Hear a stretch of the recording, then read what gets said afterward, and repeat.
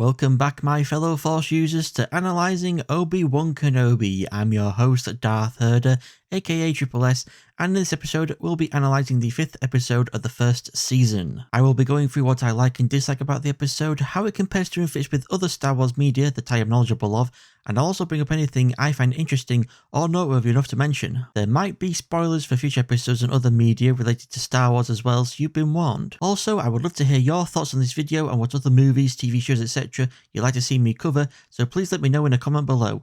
With all that said, let's begin. Number 1. And right off the bat, sure, Anakin here looks obviously older compared to when we last saw him as a Padawan back in Attack of the Clones, but it really isn't that much of an issue.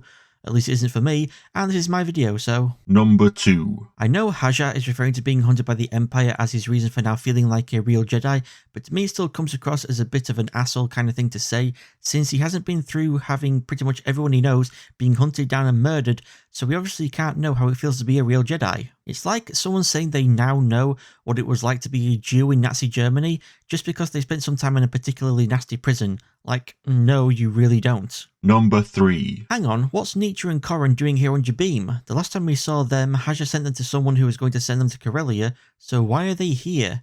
Did the guy Haja send them to send them here instead of Corellia? Is this just a stop along the way? Or did they arrive on Corellia, realise what a terrible idea it was to live there, and left? Number 4. Ignoring how irresponsible it is to leave lightsabers just laying out here in the open for anyone to just take, almost as bad as leaving out a bunch of loaded guns, who did these lightsabers even belong to? The Jedi who left them behind must have had the same mindset as Obi-Wan, who buried his own out in the desert. They'd find it an easier job to convince others they aren't a Jedi if those accusing them can't find their lightsaber. There is merit though to the other side of the argument of a Jedi risking it and keeping their lightsaber on them, since, you know, if Cal didn't have his, he would have been screwed. Number 5. So, despite ordering a siege on the base and getting Reva to make Lola close and lock the ship hatch, Vader apparently doesn't have the patience for a siege and orders an attack on the base. If he was going to attack the base anyway, why would he have the ship hatch closed and locked? Yeah, I get it, so any ship inside the base can't take off, but even if it did, Vader, just put your Devastator over the base, like how the Dauntless was over Jeddah City in Rogue One, and keep all its turbo lasers and ion cannons trained on the base so nothing inside can take off without being blasted to bits. Having Lola close and lock the ship hatch is like having someone break into an enemy's castle, close their main gate and jam it so it can't be opened again. A good tactic if you're planning to do an actual siege and starve everyone in the castle, but if you're planning to attack, it would make more sense to jam the gate open so it's easier for your soldiers to get in, you know? Number 6. I've seen people question why Anakin and Obi-Wan are using their lightsabers for training and not like wooden training swords, since using actual lightsabers is incredibly dangerous. One mistake and someone's either losing a limb or just straight up dying. Well, there is precedent for actual training lightsabers. Remember back in Attack of the Clones when Yoda chose to humiliate Obi-Wan in front of some younglings? The younglings were training using lightsabers. Even with how terrible the Jedi are in handling of some things, I doubt they're that grossly irresponsible to hand young children something as dangerous as a lightsaber that could seriously injure or kill without taking precautions to make sure that they can't seriously injure or kill. The precaution actually being the lightsabers were of a low enough power to not pose a serious danger to anyone hit by one. They would just leave bruises or welts. This could explain how Anakin and Obi-Wan's sabers weren't able to leave a mark on or penetrate the floor. This precaution is a concept present throughout legends such as in Yoda Dark Rendezvous, but we also see it used in other canon material by Ezra and Kanan during a training session in the 20th episode of the second season of Rebels, The Mystery of Chopper Base. However, an argument could be made that this setting of the lightsabers to low power mode isn't being used by Anakin and Obi-Wan because in The Mystery of Chopper Base, the shade of blue of Ezra and Kanan's sabers has changed and the pitch of vibration is noticeably higher than normal, which isn't the case for Anakin and Obi-Wan's sabers. So either Anakin and Obi-Wan are training with their lightsabers at full power and the floor is made of lightsaber resistant material, or they are training with their lightsabers at low power, it's just there's no change in shade or pitch to their sabers. You decide. Number 7. Why is it Obi-Wan that's giving out the orders when he's the new guy here? Shouldn't it be Roken since he's supposed to be the leader?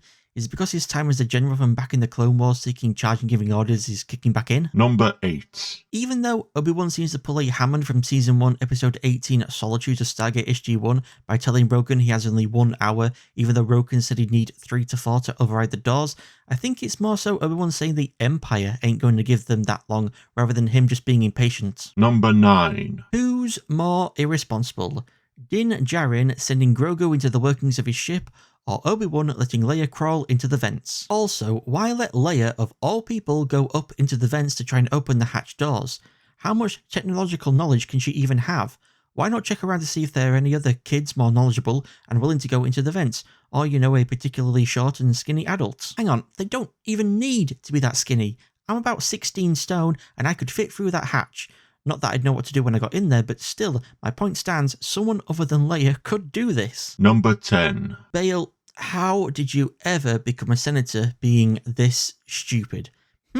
We agreed not to contact each other, but I haven't heard from Ben in a while. He could be fine, but he might be dead or captured, or could have lost his communicator. I know, I'll send him a message mentioning Tatooine and Owen and the boy, and hope he's the one that sees it, and not anyone else who might be in possession of his communicator, like an Inquisitor or Darth Vader. Number 11. Okay, so Reva says during Anakin's attack on the Jedi Temple, she played dead, hid with the bodies, and felt them go cold. Let's keep these things in mind for later. Number 12. Where were you while he was killing my friends? Well, he thought he was ending the war by taking out General Grievous and his droid army, but then he and his burger got shot at by Commander Cody and the rest of the clones who proceeded to hunt him. Plus, Anakin wasn't a Padawan anymore. He was a Jedi Knight, had a Padawan of his own at one point, was a general in the Clone Wars, and could have been a Jedi Master if Palpatine hadn't manipulated the Jedi Council into denying him the promotion. This is like blaming a non-terrorist parent for something their terrorist adult child did in another country. You should be going after the person that manipulated them into becoming a terrorist, aka Palpatine. But I guess going after Obi-Wan is the next best thing to trying to do the impossible task of going after Darth Sidious. Number 13. So, let me get this straight. Reva wants revenge against Vader for killing her family, for killing her friends. Meanwhile, until she finds the perfect moment to face him, she will continue to do her job as an Inquisitor of hunting down and murdering innocent Jedi or inducting them into the Inquisitorius so that they will then go out and hunt down and murder Jedi or induct them into the Inquisitorius. Seems legit. Has she really fallen that deep into the dark side and been blinded by revenge so completely that she can't see she's become just like Vader with slaughtering innocents and the ends justifying the means? Number 14. I mean, yeah, obviously Reva could have at any time cut her way through the door. Let's not forget the Phantom Menace, even though we all want to. The moronic thing about this to me is that Obi-Wan is just standing there like a lemon, watching Reva's saber cut through the door and still standing there like a lemon as Reva uses the Force to open the door. Reva probably thought this was her best chance to get the door open quickly because Obi-Wan is standing on the other side, meaning any traps that might have been set up won't be triggered or else Obi-Wan might be also caught in them. Though as we see there were no traps, that's not to say it wouldn't have been a good idea to at least set one up. Anyway, the moment Reva's saber stabbed through the door, Obi-Wan should have legged it back to the others, and as soon as it opened, all the people with guns should have fired at once and overwhelmed Reva with too many blaster shots for her to block. Boom! Inquisitor dead. Number 15. God damn, how zealous are these stormtroopers that they not even suicide charge, but suicide walk into a barrage of blaster fire? Why not reposition the heavy gun to fire straight into the people in the base instead? For all we know though, Reva could be using some form of battle meditation to influence her stormtroopers, boosting their morale and will to fight and push forward. Saying that they could have at least brought along some deflector shields, or some M3 Bulwark blast shields, which for some reason only ever appeared once in episode 1 of episode 6 of the Clone Wars, despite how effective they are at blocking blaster bolts. I mean, even a few of the people inside the base are using pieces of metal as shields. Though that does raise the question, wasn't there a piece of metal for everyone to use as a shield? Or at the very least a few more boxes for people to take cover behind? Roken, Ned and Tala are standing right out in the open. Number 16. Roken, what the heck are you doing? Why aren't you shooting? Shoot, Roken, shoot! Oh, so you've decided to run forward a little to start shooting, and now you've switched guns for some reason? Roken, you make no sense. Number 17. You know what else that doesn't make sense? That there are people with melee weapons in this goddamn firing line. Then there's these two guys. One who's managed to grab himself a stormtrooper, and another who's swinging at nothing? What are you doing? It even looks like he gets shot. But then we see them beating on the stormtrooper the first guy grabbed before the first guy then gets shot. But oh no, wait, now we've gone back in time to when the first guy first grabbed the stormtrooper.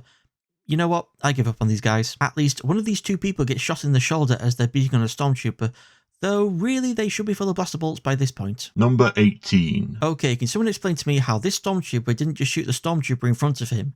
In fact, why are these stormtroopers who are still outside even shooting at all?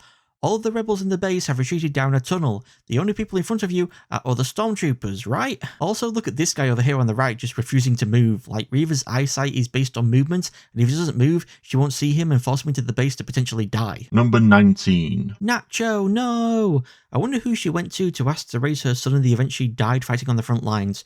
Corin will grow up knowing his mother died a hero. Hang on, she's still alive? But she got shot in the chest. Was she wearing body armor or something that's more effective than Stormtrooper armor? Number 20. It's a miracle Niche, Tala and Ned are still alive at all at this point. Obi-Wan's standing behind them, so it isn't like he's blocking any shots from hitting them with his saber.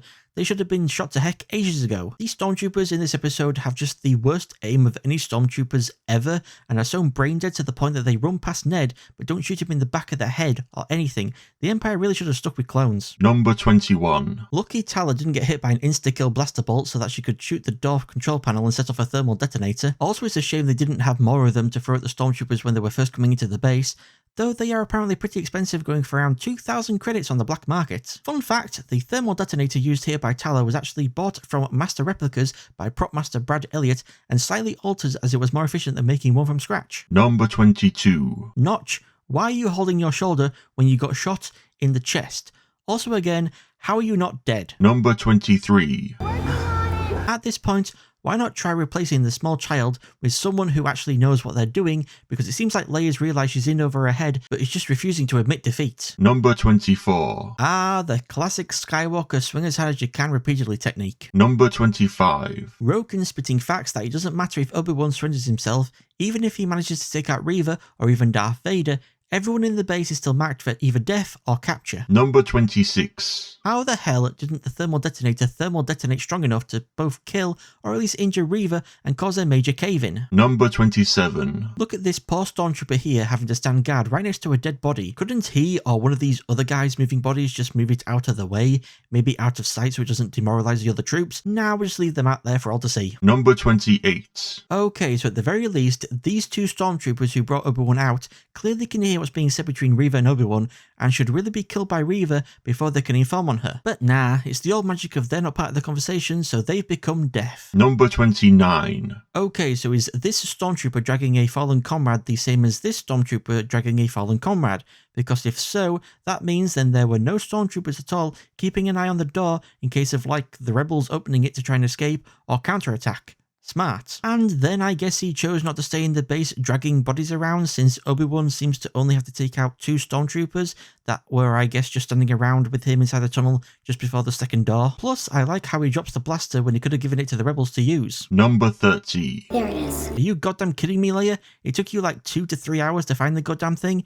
Is she colorblind or something? Number 31. Yay, the door's open. Now we just have to deal with the Star Destroyer in orbit. Leia, get to it. Number 32. Damn, Vader pulling off some Force Unleashed levels of force pull. Number 33. Yep, there was a second ship right there all along.